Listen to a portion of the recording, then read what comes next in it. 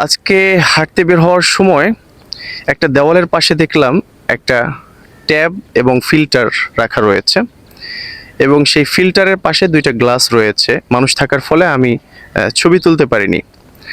লেখা আছে দেওয়ালে, পিপাসায় পান করুন, সবার জন্য উন্মুক্ত। তা আমি খুব অবাক হলাম যে মানুষের স্থায়ীভাবে ভালো কাজ করার জন্য কত ওয়ে আছে, মানুষ চাইলে কত সহজে ভালো কাজ করতে পারে। আসলে যারা ভালো কাজ করতে চায় তাদের জন্য ভালো কাজটা অনেক সহজ।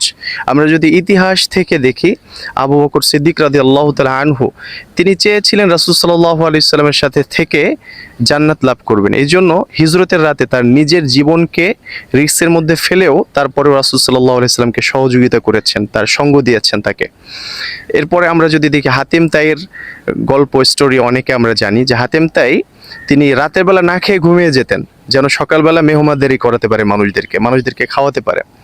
ওমর রাদিয়াল্লাহু তাআলা আনহু তার নিজের রাজ্যের মানুষদেরকে ভালো রাখার জন্য, সাধারণ মানুষকে তাদের জীবনযাপন সহজ করে দেওয়ার জন্য তিনি সারা রাত এগুলোর তদারকিতে সময় কাজে লাগাতেন, ঘুমাতেন না।